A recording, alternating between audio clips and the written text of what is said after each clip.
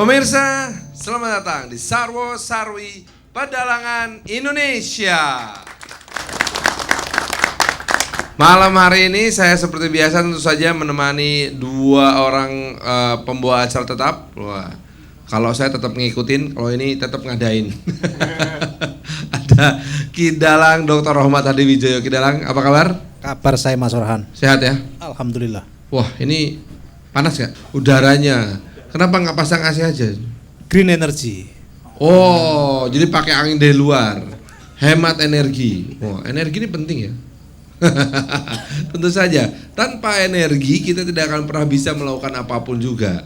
Baik energi di dalam diri sendiri maupun energi yang kita gunakan. Bener nggak, Koko Niki? Betul. Nah, tapi kalau bicara soal energi ya, orang-orang tuh di sosial media tuh peduli nggak sih sama energi? Kalau energi itu karena masalahnya sangat ini ya Mas ya, spesifik ya dan teknis kadang-kadang gitu loh. Iya. Jadi mungkin tidak seramai itu. Apakah orang masih ngomongin soal green energi, hemat energi gitu? Kalau itu sih orang ngomong, tapi kan kalau Ngomong konteksnya tok. ngomong tok, tapi kalau implementasi susah. Tapi seru juga loh, karena bicara soal energi maka kan bicara soal kekuatan dan ketahanan sebuah bangsa. Untuk itu hadir bersama kita di sini Pak Kardaya Warnika. Apa kabar Pak? Sehat Baik, Pak? alhamdulillah. Masih punya energi? Oh, kita berharap dan harus cari.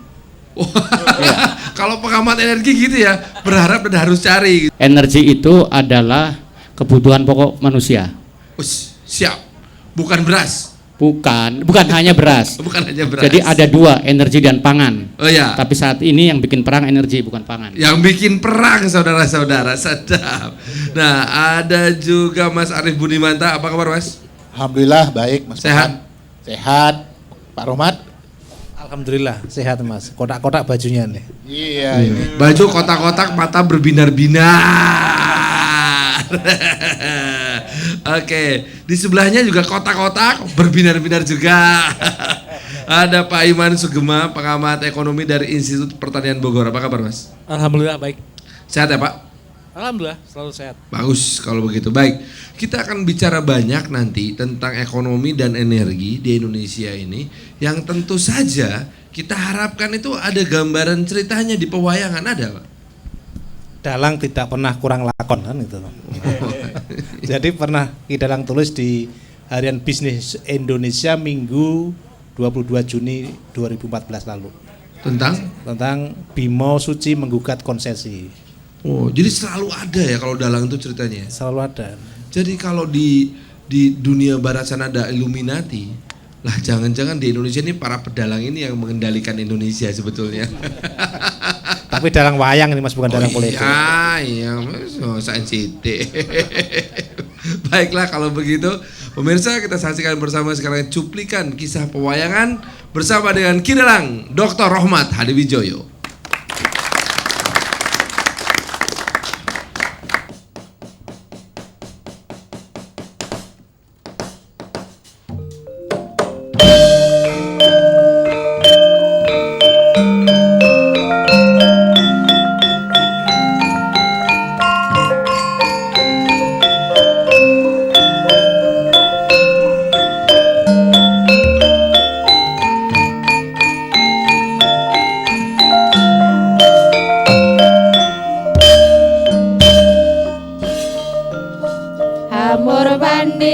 Pagelaran puniki Sarwo Sarwi Pedalangan TVRI Ki Rohmat Hadiwijoyo Kang Ambabar Hakon Hayu Rahayu Sagung Dumati.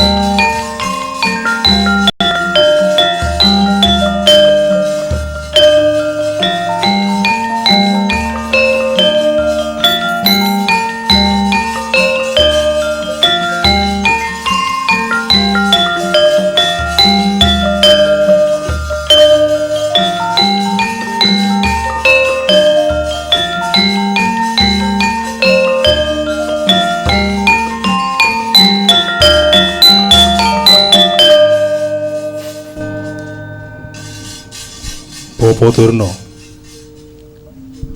Bapa Durna. Pakne gondel iki ditimbali Sinuwana aja teklak-tekluk.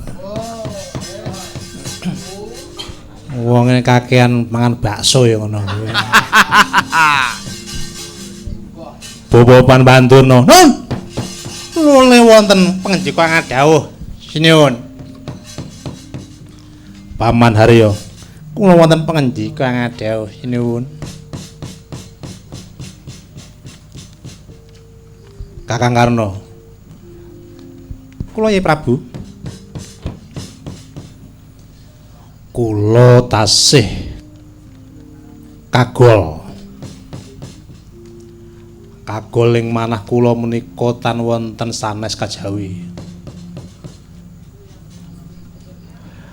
Anggen kula ngrasakake kadang kula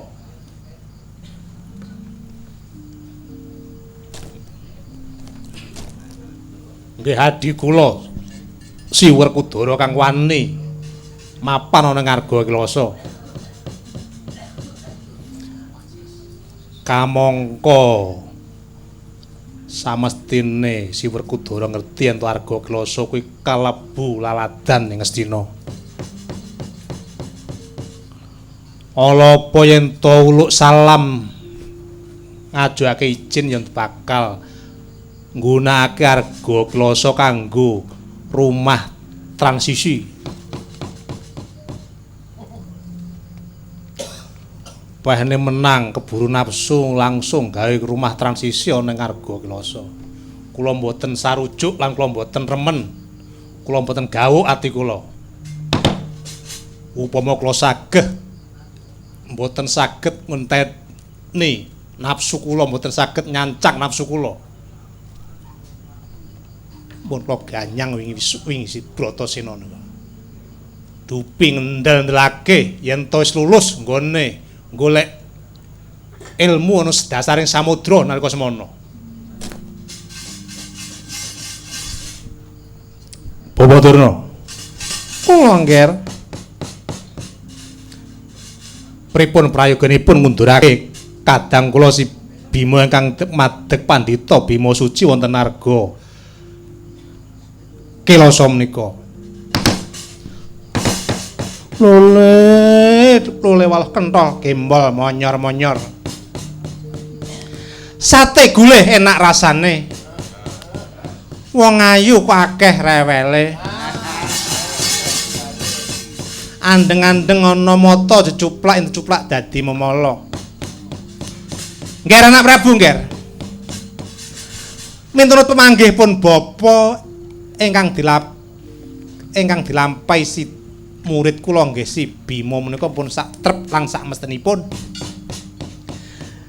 Nggih. Sampunipun lulus anggenipun ngupadi Tirta Pawitadi nalika semanten. Sampun lulus raja pengen ngamalaken ilmu kasampurna gesang menika wau.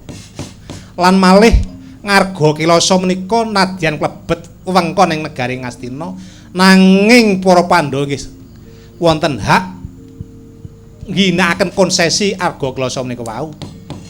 Dados menawi pemanggihipun bapa boten badhe ngogak-ngogak kaluhuran asma paduka sinuwun. Nggih. Kakang Karna pripun? Yayi menawi pemanggihipun Kakang kados kula upamake kados dane lare bocah ingkang saged nampi lulus nggone sekolah. Ya sapa wonge to nadyan bocah cilik yen duwe kepinteran pengen nggone mamerake kelawan kanca wange.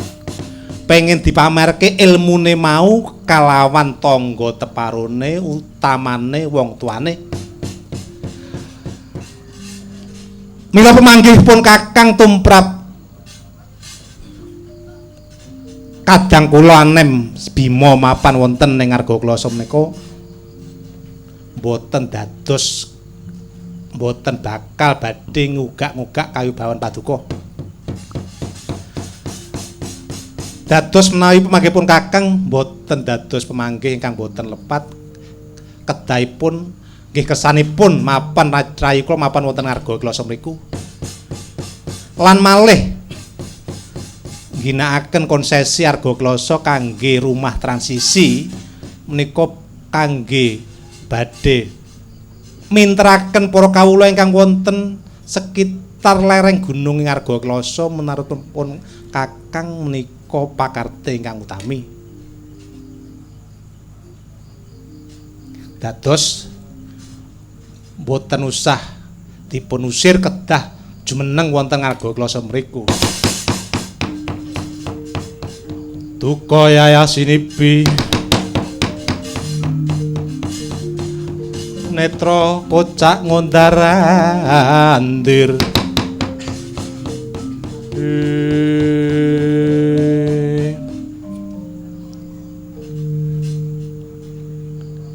jebul praja Ngastina kenis kebak pangawake musuh ngerti ana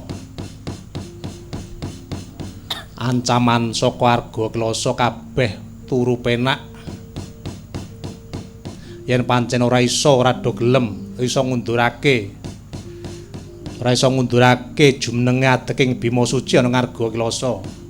Apa ya kelakon panjenengan ingsun kang bakal ngundurake Bima Suci saka Arga Klasa. Duh sinuwun. Menawi pun paman kepareng ngatur perkawis munduripun Bima Suci saking Arga Klasa pun pasrahaken pun paman. Kula ingkang badhe ngirit wadya Kurawa kados pundi banggane Bima Suci apa dene peh ngendel-ngendelake nggih dadi pendhita anyaran. Klakon ora gelem semingkir saka Arga Klasa, oh tak bumi angus kowe Bima Suci.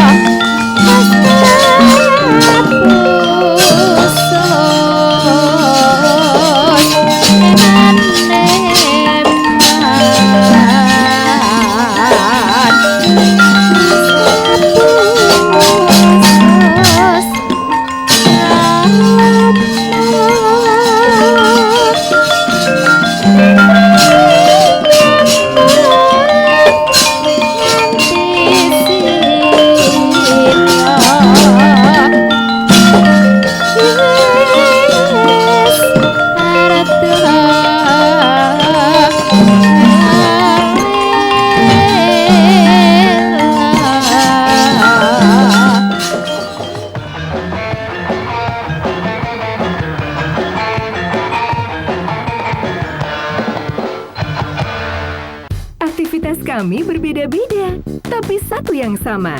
Madu rasa. Nikmat untuk makanan dan minuman. Gunakan madu rasa sebelum beraktivitas, karena energinya bikin semangat. Aktif, fit, sehat dan kuat. Madu rasa tiap pagi dan sore harus terganti. Madu rasa. Madu rasa pagi dan sore harus. Dari Air Mancur.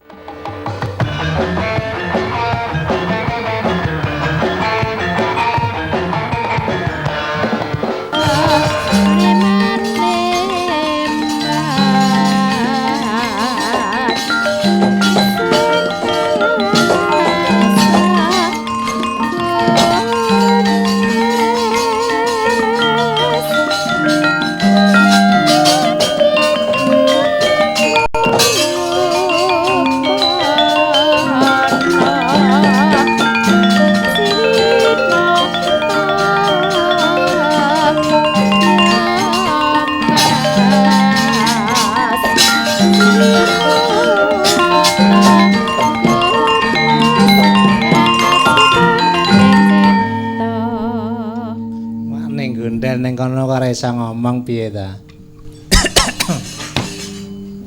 Aku jane kon ngomong ngerti yen Bima Suci ki salah. Ning nyatane bener iku. Aku kan gurune dicune. Aku ngerti segabehane apa kesenengane muridku mau. Lah banjur karsamu piye Kakang Durna? Ayo jumujuk nindakake perintah sinuwun jumujuk ngarga Kilasa. Engko dibujuk sarana aris yen iso diundurake karena becik ora sah temuh Bandayuda. Aku ngerti muridku kae. Senengane sambel kemangi. Ben zamane sekolah ning Sokolimo ki lawon arep sambel kemangi. Si Bima Sena kae wis ora iso mangan enak. Ayo. Monggo dicoba, saged mboten niku?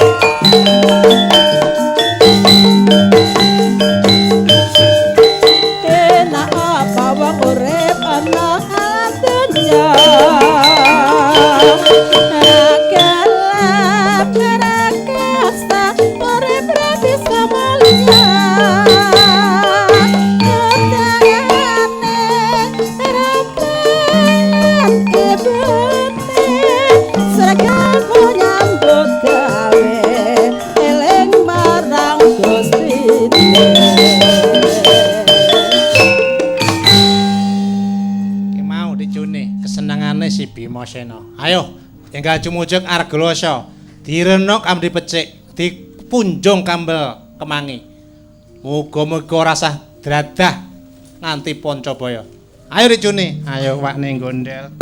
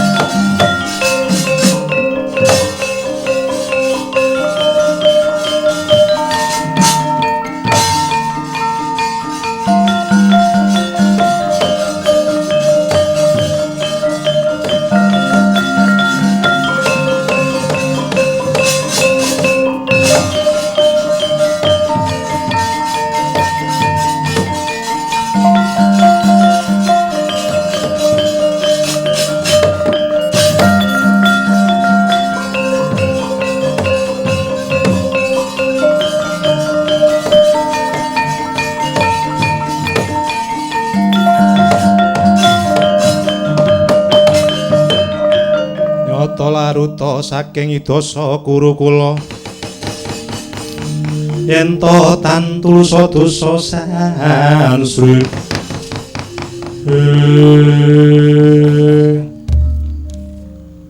wah Pandhita Durna aku gurumu ya ngger aja jangkar ya ngger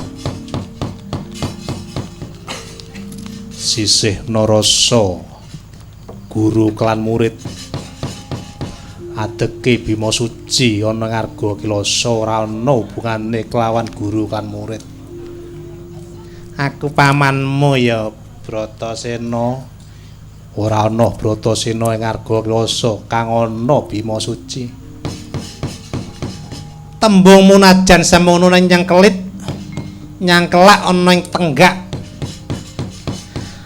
pun bapa saka lima dinuta kelawan Ratu Gustiku ya sinuwun Prabu Duryudana tak punjung sambel kemangi kowe mundura ya ngger yen pengen golek papan kanggo rumah transisi aja nggon kene ya ngger Durna kon jumeneng ana ngarga Kilasa iki sejatine kanggo ngimpun energi para kawula cilik kang duwe panemu kang duwe gagasan kang endah tumrap majuane bangsa lawan negara sajeke iki ora entuk saluran kanggo nyalurake aspirasi ning swara kawula ya nggo nadeke Bima Suci iki muga-muga iso dadi jalaran kekuatan ing para kawula nggone bakal benerake para pemimpin kang wis rusak tatanan. Ayo yen pancen Pandhita Durna lantip pandulune ayo sawangen apa kang ana mapan ayem segrana bun-bunane Bima Suci iki tan samar pamoring suksma sinuksmaya winahya ing asepi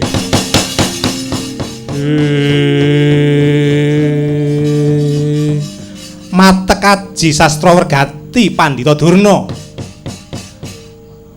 dupi prisa ingkang jumeneng wonten sanginggiling mustikaning Sang Bratasena nenggih ana bocah bajang kang wenteh wujude lan Bimasena Pandhita Durna datan kekilapan nenggih ruci Bathara dados lempuruk sesedokan wonten sukuning Sang Bima Suci Pandhita Durna.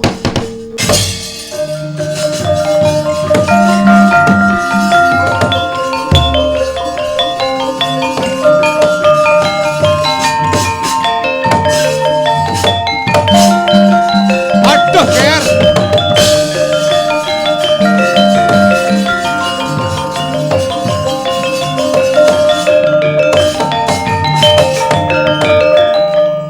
Nderek Pacuka kula nderek Pacuka remur sumaos ayem tentrem urip kula wonten cahya putih ndayane rasa tentrem ing manah kula nderek kulun waduh Pak ning gondel kena kemayan iki Kurawa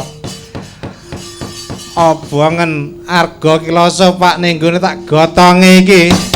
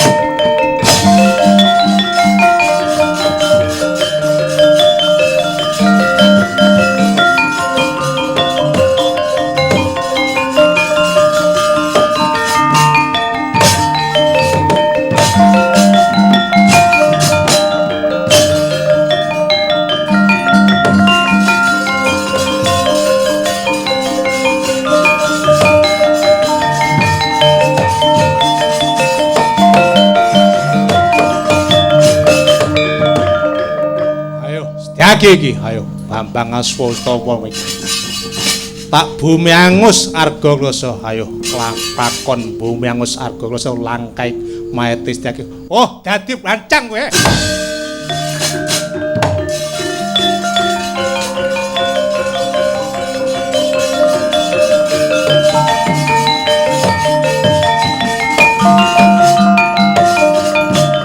Wah.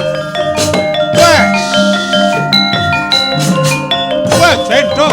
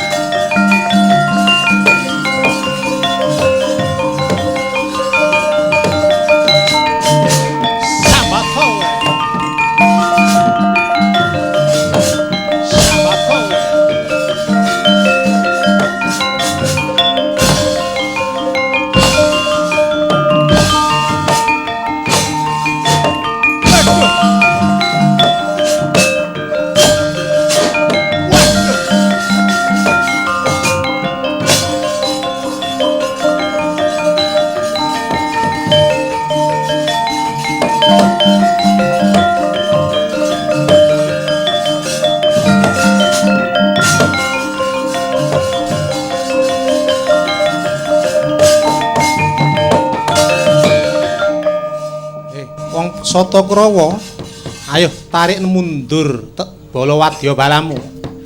Di Bumiangus Arga Kloso, ayo mundur.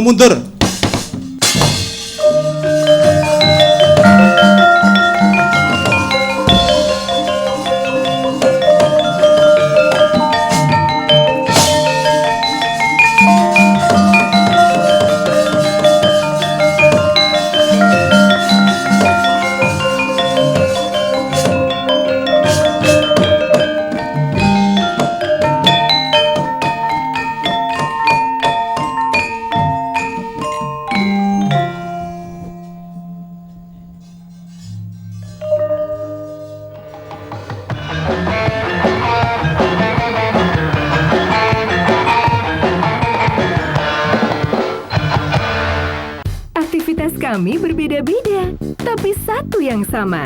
Madu Rasa. Nikmat untuk makanan dan minuman.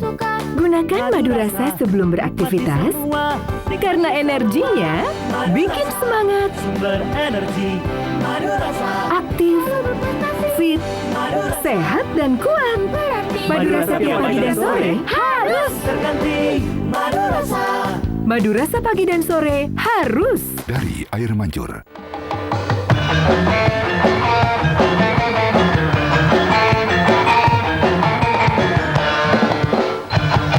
Pemirsa, terima kasih masih bersama dengan Sarwo Sarwi Pedalangan Indonesia. Baiklah, nih ya, kita tadi menyimak sebuah kisah pedalangan yang ada bimanya, ada bima sucinya, ya kan? Ini ada apa sebetulnya ini? Kisah apa ini? Intisarinya apa, Ki Dalang? Jadi sebetulnya si Bima itu setelah berguru dengan Dewa Ruci di tengah samudra, biasa dong kalau udah pinter kan pengen ngamalkan ilmunya kan gitu. Ya. Dia nggak langsung pulang ke Amarta. Dia pulang mampir di Arga Kloso. Di situ sebetulnya energi yang dia dapatkan dari Laut Kidul tadi itu, energi dalam hal ini adalah memberi pencerahan kepada masyarakat. Pentingnya menjaga lingkungan, keseimbangan keperluan antara penggunaan energi untuk rakyat tentunya kan gitu. Lah itu Ki Dalang ingat waktu debat cawapres waktu itu, para capres kedua dua orang capres itu tidak komprehensif membabarkan visi misi tentang bagaimana energi kan. Padahal energi sekarang begitu dilantik ini langsung subsidi. kan masih Ya. problem itu. Jadi Ya. secara tidak langsung tidak disiapkan visi misinya, bukan kok secara komprehensif tidak dipersiapkan untuk kemaslahatan rakyat kan begitu itu. Lah, Ki Dalang kan gelar doktornya tentang energi Dan lingkungan. dan lingkungan. Ya betul. Lah, apakah kita punya cukup energi nggak yang ramah lingkungan di Indonesia ini? Di Indonesia ini kita itu paling kaya ragamnya energi. Keragaman. Energi. Lah, jumlahnya? Jumlahnya banyak juga, seperti panas bumi itu kita nomor 3 terbesar di dunia. Apakah itu artinya bisa jadi modal untuk menghindarkan bangsa kita dari krisis energi, Pak Kardaya? Ya bukan hanya bisa, lebih dari bisa. Asal bahwa tadi Pak Dalang menyampaikan kita punya banyak ragam energi. Ya. Kalau kita punya banyak ragam, maka masalahnya itu masalah optimalisasi dan alokasi. Kita harus bisa mencari jenis-jenis energi mana yang harus kita kembangkan, yang sesuai dengan kebutuhan kita. Beda ragam energi, beda skala ekonomi, beda investasi. Ya, jadi begini, kita semua mungkin sudah banyak yang paham. Kalau paham semua mungkin belum tentu ya, Iya. bahwa kebutuhan dasar manusia dewasa ini, khususnya manusia modern, itu ada 2. Satu pangan, 2 energi. Zaman dulu waktu zaman VOC, suatu negara menjajah negara lain itu karena masalah pangan. Ya. Merica segala macam datang sini. Tapi sekarang suatu negara adidaya masuk ke negara lain, apakah mau menjajah atau mempengaruhi atau mencengkram ini kekuasaannya di sana, itu bukan karena menganuin pangan, tetapi karena ingin menguasai energinya. Contoh, Timur Tengah itu kalau nggak ada energinya, negara-negara superpower nggak bakalan ngurusin sana. Bener. Tetapi negara-negara yang nggak ada energinya, katakanlah negara mana di ujung yang di Afrika mau ribut mau apa, itu dibiarkan. Tapi Timur Tengah, Venezuela, segala macam sumber-sumber energi. Nah, balik lagi, Indonesia ini mesti hati-hati terhadap energi, karena siapapun pemerintahnya yang akan datang, akhir pemerintahan akan berhadapan dengan datangnya defisit energi di Indonesia. Defisit 2019. energi. Defisit energi. Kita akan mendalami apa itu defisit energi, tapi saya sebentar ke Koko Niki dulu. Koko Niki. Kalau bicara soal energi, apa yang paling banyak diomongin di media online apa sih, di sosial media terutama? Sekarang mungkin keterkaitan dengan akan naik atau tidaknya harga BBM, Mas. Oh, situ. Oh. Lebih itu di situ. Ya? Diributinnya itu ya. Itu. Dari dulu kan itu terus toh, mau naik atau enggak ini gitu loh. Kalau naik piro gitu kan. Soalnya berhubungan langsung takutnya dengan bagaimana nanti naik budget rumah tangga gitu. Ya buat pekerja-pekerja. Panjang ya. Oh, urusannya panjang, Mas. Inflasi tinggi, harga naik semuanya. Sementara UMR belum tentu dinaikin gitu kan. Ya. Walah. Pak Arief, ini kan Pak Arief Budimanta datang dari PDIP yang selama 10 tahun terakhir ini punya belate jangan cabut subsidi BBM. Tapi kita semua sekarang kayaknya berkeyakinan mau nggak mau loh, karena BBM ini begitu subsidi nggak dicabut kok makin lama makin membebani gitu. Sekarang jadi gimana? Apakah ada perubahan atau ada penyesuaian atau tetap bertahan? Yang pertama, subsidi itu adalah hak rakyat ya.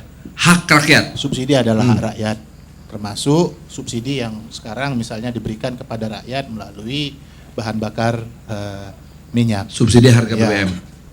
Pada petani dan seterusnya.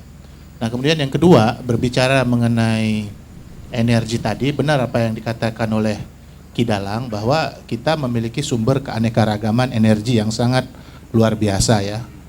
Pertama, kita punya hutan. Hutan ada serbuk, jadi selulosa, bisa berkembang jadi sumber energi. Yang kedua, kita punya perkebunan, kelapa sawit misalnya sebagai contoh, itu source daripada energi juga. Jadi kita bicara masa depan itu bukan bicara mengenai energi yang berbasis kepada fosil, tetapi berbasis kepada energi yang terbarukan. Ada yang mengkelompokkan juga yang disebut tadi oleh Ki Rohmat mengenai panas bumi, ada yang mengatakan geolog ini kita bisa mengkelompokkan ini sebagai energi yang terbarukan. Jadi yang ketiga yang ingin kami sampaikan bahwa yang kita harus kembangkan ke depan itu adalah energi-energi yang terbarukan. Jadi proses konversi energi harus dilakukan lebih cepat ke depan dari bahan bakar yang berbasis fosil menjadi yang bukan berbasis fosil. Minimal yang bukan minyak menjadi gas ataupun batu bara. Dan ini memang harus kerja pada seluruh pihak. Bicara mengenai kenaikan harga itu adalah merupakan alternatif terakhir. Kita harus bisa memberikan jaminan bahwa apabila suatu ketika harga naik, harga bahan makanan juga tidak ikut naik. Karena 40% daripada pengeluaran dari masyarakat dan rumah tangga di Indonesia itu rata-rata dipergunakan untuk membeli bahan makanan. Kita bayangkan kalau misalnya BBM naik, ongkos transportasi naik, biaya logistik naik, yang terkena adalah konsumen. Belum lagi baru-baru ini pemerintah menetapkan pajak terhadap hasil-hasil pertanian, yang menanggung kemudian adalah rakyat lagi. Jadi ini yang harus dipastikan terlebih dahulu menurut pandangan kami. Itu kan sebuah visi tentang kebijakan dan urutan kebijakan yang akan diambil.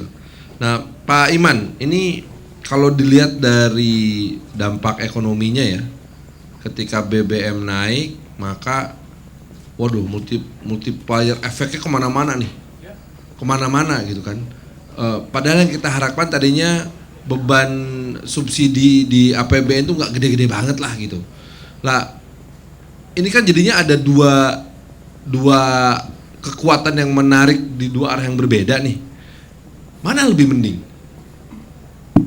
Kita hadapi resiko efek kemana-mana atau beban APBN? Saya pikir begini ya, kita perlu inovasi baru dalam skema subsidi.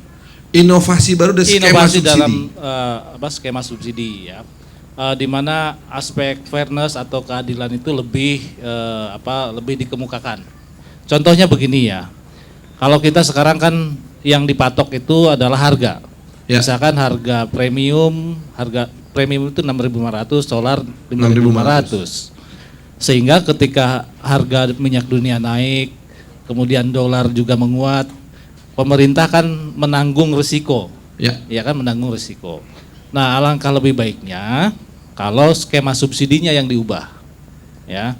Yang diubah yaitu misalkan menjadi subsidi per liter. Subsidi tetap ada dan saya yakin dari pihak PDI Perjuangan akan selalu mempertahankan subsidi, ya kan? Nah, subsidinya misalkan 4.000. Nah, kalau harga keekonomiannya taruhlah 10.000, berarti masyarakat bayar 6.000, bukan 6.500. Ya kan? Kalau sekarang harga keekonomian 10.000, tetap aja rakyat kan 6.500 bayar, ya enggak? Kalau 11.000 berarti dia 7.000. Jadi buat rakyat itu ada proses kenaikan dan penurunan harga. Ya kan? Jadi nggak ada lagi istilah nanti mestinya ya tidak tiba-tiba pemerintah beban APBN-nya terlalu besar kemudian naikin harga. Selalu ekspektasinya adalah naik. Tapi kalau dengan skema subsidi seperti yang saya sebutkan, yang kita patok adalah subsidi per liter, itu ada kenaikan, ada penurunan, kenaikan, penurunan. Seperti halnya kita beli Pertamax, ya kan?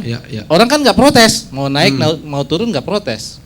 Karena apa? Karena resikonya disebar kepada seluruh masyarakat. Resiko naik turunnya, gitu loh.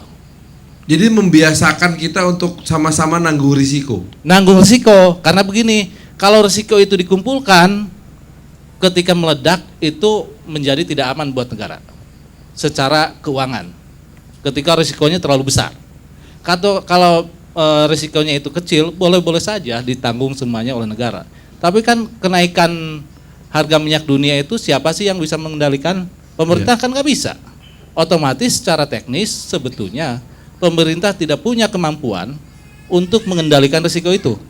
Secara teknis, yang bisa dikendalikan kan hanya volume, yang seperti sekarang terjadi, dibatasin misalkan di Jakarta Pusat nggak boleh beli yang bersubsidi. Ya. Kemudian waktunya dibatasi, ya kan? Walaupun ada 3 SPBU yang jual Ya, makanya. solar bersubsidi. Ya, makanya kan menjadi rumit, ya kan? Ya, Menjamin ya. itu menjadi rumit. Jadi meticulous satu-satu. Iya. Gitu ya. Ya harus ditentukan mana sih titik-titiknya yang atau SPBU mana yang tepat untuk kita batasi kan gitu. Karena itu kalau dengan skema tadi ya kita Jadi, dibiasakan naik intinya turun. di terobosan skema. Cari Terobosan skema untuk subsidi itu ya. Iya. Jangan kayak sekarang skema Ya. subsidinya. Iya. Tapi tadi menyimak apa yang disampaikan oleh Pak Iman tadi mengenai siapa yang bisa mengatur harga minyak. Itu makanya jadi pertanyaan juga, Ki Dalang. Jangan-jangan sebetulnya Illuminati ini beneran ada ini. Ya nggak sih? Kita kan yang di dunia online seneng banget sama teori-teori konspirasi kan. Siapa yang bisa mengatur harga minyak? Jangan-jangan Illuminati beneran ada, tapi Ki Dalang kan dokter nih, punya nalar ilmiah yang tinggi dong artinya dong. Beneran ada nggak sih invisible hand, tangan tidak terlihat yang mengatur harga minyak di dunia ini? Yang mengatur berarti supply and demand sebetulnya satu. Satu, yang kedua adalah memang itu kan anugerah dari alam itu jangan dipakai serampangan. Itu harus digunakan secara bijak dan wise. Ya. Karena ada buku terkenal itu The Course of Oil itu. Jadi minyak itu energi itu kalau nggak dikelola dengan baik atau apalagi diselewengkan itu kutukannya itu luar biasa itu. Malah jadi kutukan. Kutukan. Ya? The curse of oil. Yes, itu The Course of Oil. Waduh, serem juga tuh. Gitu. Namun bagaimanapun juga kita akan kembali lagi setelah jeda berikut, karena ada satu hal yang tadi disampaikan oleh Pak Kardaya yang sangat mengusik kita, bahwa siapapun yang akan jadi pemimpin kita itu pada akhir periode nanti akan menghadapi masalah defisit energi. Seperti apa tuh defisit energi? Kita bahas yang satu ini masih di Sarwo Sarwi Pedalangan Indonesia.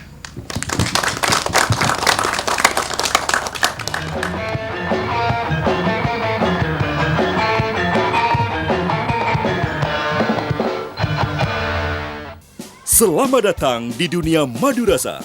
Rasa madunya yang lezat membuat harimu ceria. Jadikan madu rasa bagian dari keseharianmu. Madu rasa, madu keluarga sehat.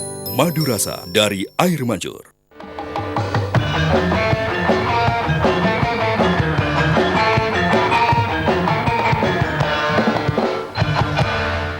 Pemirsa, terima kasih masih bersama kami di Sarwo Sarwi Pedalangan Indonesia. Baiklah, Ki Dalang langsung ke Pak Kardaya nih, karena tadi mengenai defisit energi ini terdengar menakutkan loh. Bukan menakutkan lagi, sangat menakutkan. Karena seluruh negara di dunia selalu ingin mengamankan Cadangan energi security-nya. Ya. Apa energy security itu? Adalah security untuk bisa mendapatkan energi. Sehingga yang namanya defisit itu bukan cukup juga, menakutkan lah. Apa defisit yang energi itu apa sih yang terjadi? Sekarang itu kebutuhan energi kita itu masih di bawah produksi energi dari dalam negeri, sumber-sumber energi, minyak, batu bara, gas bumi, listrik. Enggak. Jadi itu kalau listrik itu bukan energi primer, energi yang turunannya. Oh, turunan kedua. Iya. Jadi ngitungnya kita energi Tapi yang primer itu adalah minyak, ya, batu bara, gas. Ya, lalu ada panas bumi dan lainnya. Ya. Yang golongan terbarukan kan cuma 5%. Kita sekarang produksinya, suplainya dari dalam negeri masih lebih besar daripada kebutuhan. Konsumsi dan kebutuhan. Ya, kebutuhan kita itu naik dengan cepat 7-8% setahun. Naik terus. Sementara produksinya turun terus.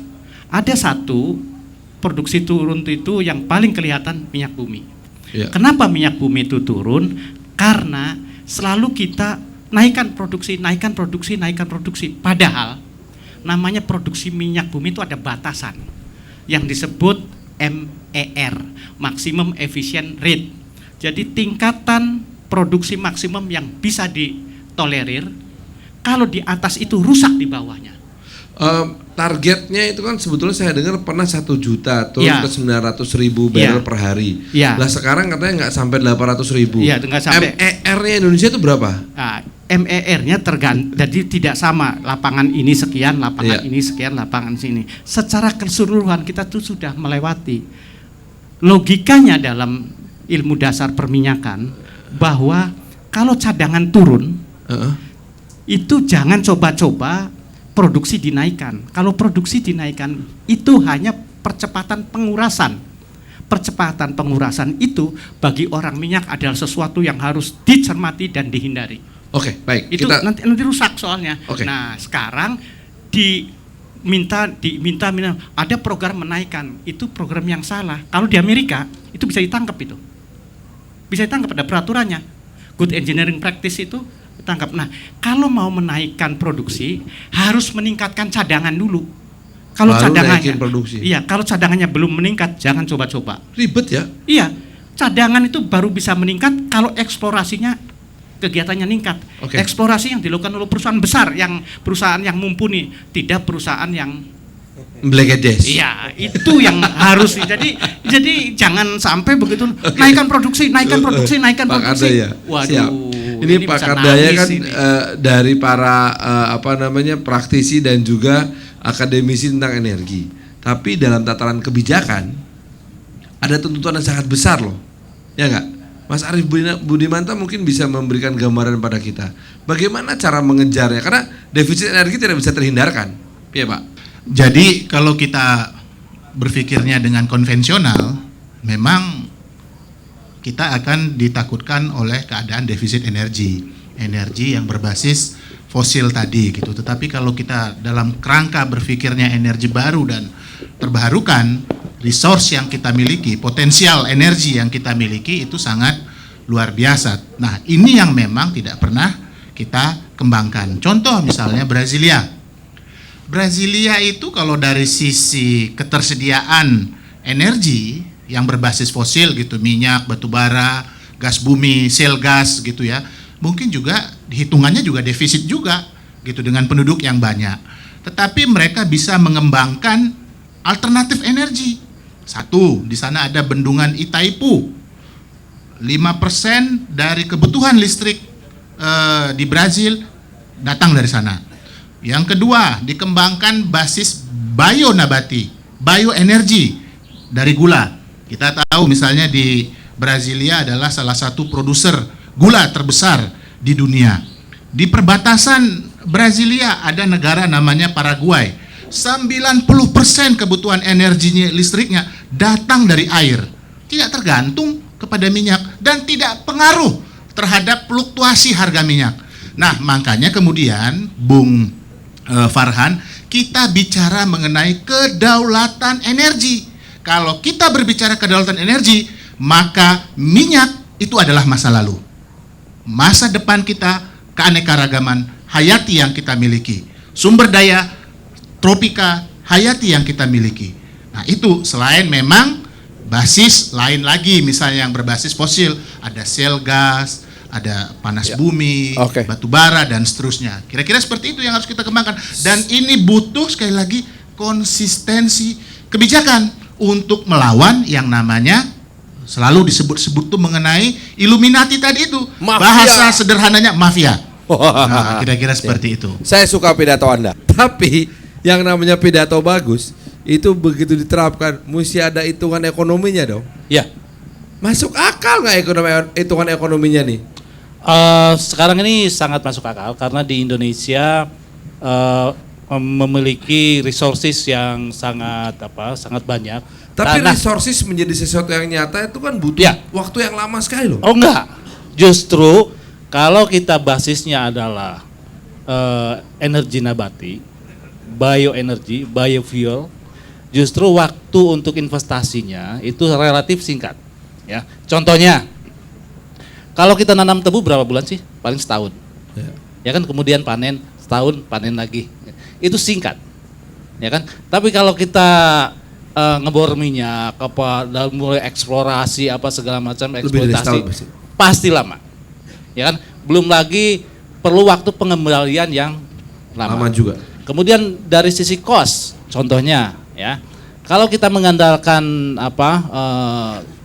gasohol dari etanol dari ubi kayu. Oh ya. Ubi kayu. itu singkong. Nah, Ya. itu production cost-nya hanya 20 sen Per liter. per liter. Anda bayangkan per barrelnya sekarang itu kan ekuivalen dengan kira-kira untuk sudah jadi bensin ya, itu 125 US dollar per barrel. Ya. Itu kira-kira untuk 1 liternya itu jatuhnya sekitar $1 Ya per barrel. 12 ribuan. Jadi selain Mahal ya? energi nabati itu bisa diproduksi murah, kemudian dia juga bisa memperbanyak penyerapan tenaga kerja. Kita kan banyak yang nganggur sekarang, Ya. ya kan? Dan ketiga adalah environmentally friendly. Tadi green energy, ya kan? Kalau gitu, Jadi maksud saya begini, sekarang sudah saatnya untuk tadi kalau dibilang alternatif saya keberatan nih, tapi idenya bagus loh, hebat. Energi nabati itu harus jadi main energy, bukan energi alternatif lagi. Kita memandangnya sebagai main energy. Ke energi depan harus utama. begitu. Harus begitu ya. Harus Oke. begitu. Kalau begitu, masyarakat di media online masih merasa butuh nggak subsidi? Kalau itu sih susah dijawab Mas ya, karena media online itu cenderung kelompok masyarakat tertentu yang mungkin biasa menikmati BBM itu gitu lah. Jadi mungkin agak bias nih kalau kita bicara masyarakat Enggak, online. karena pengguna BBM terbanyak itu pasti mereka yang punya handphone lebih dari satu. Iya dong. Justru mereka itu yang dapat subsidi paling banyak kan? Iya kan? Tapi begini loh Mas, di samping masalah BBM subsidi itu ya, meskipun tidak mainstream gitu ya, bukan arus utama dibicarakan di Twitter. Kalau sosial media kan kita juga bicara Facebook, Kaskus dan segala macamnya. Kalau di sana tuh yang lebih sifatnya forum, yang dibahas itu sudah pengelolaannya gitu loh, bukan lagi tataran konsepnya gitu. Ini yang mana yang mau didahulukan, primer, sekunder. Ini siapa yang kelola ini loh. Ini kan yang penting itu kan kalau energi itu ke tangan siapa ini? Oh, yang masalah sekarang itu masyarakat online itu rata-rata ngomongin, wah ini jangan-jangan nanti ke asing meneh. Wah, piye Oke. ini? Kalau gitu saya kembali ke Pak Karda ya, singkat aja. Apa sebetulnya yang menjadi masalah utama dalam kebijakan energi di Indonesia ini? Jadi begini, kita itu energi ini kan pertama itu kita akan menghadapi kalau melakukan seperti tidak ada perubahan apa-apa, business as usual 2019 itu akan terjadi defisit. Bagi dunia energi 4 tahun itu artinya besok. Pendek banget ya? Iya, besoknya tuh subuhnya sebelum jam 4. Artinya mau harus cari apa-apa yang sumber energi yang bisa dikembangkan dalam 2 tahun. Kalau bicara tentang ini bangun pabriknya berapa tahun, artinya ibarat obat itu kitanya mati duluan, obatnya baru belum jadi. Ya, itu yang harus hati-hati. Itu yang harus hati-hati. Perencanaan energi itu jangan dianukan ya begitu plek kepentok. Oke lah. Subsidi supaya turun, ini dibatasi di tol nggak boleh, di ini nggak bisa gitu. Harus direncanakan dari jauh-jauh, lalu disampaikan ke masyarakat, ke industri bahwa begini. Jadi kebijakannya jangan banyakkan manuver gitu. Oh ya, itu sangat kalau Jangan ujian siksa. Kalau ujian itu pasti nggak lulus itu teori dasarnya. Energi tidak boleh siksa. Tapi harus lurus dan terencana, fokus. Itulah yang mungkin sering kita lupakan. Kita memang harus selalu punya rencana. Masalahnya, apakah kita cukup setia pada rencana tersebut? Karena kadang-kadang melaksanakan rencana itu lebih ngeselin daripada nunggu hasilnya. Ya kan?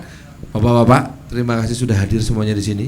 Ya. Ini kita banyak belajar, tapi mudah-mudahanlah pemikiran-pemikiran brilian dari putra-putra terbaik Indonesia, putra-putri terbaik Indonesia ini akan justru memberikan hasil yang terbaik juga. Yang paling penting jangan kebanyakan zigzag, mesti konsisten terus. Dan Anda juga konsisten dong. Minggu depan nonton Sarwo Sarwi Pedalangan Indonesia lagi. Ya, kita Tos jarak jauh. Sampai jumpa.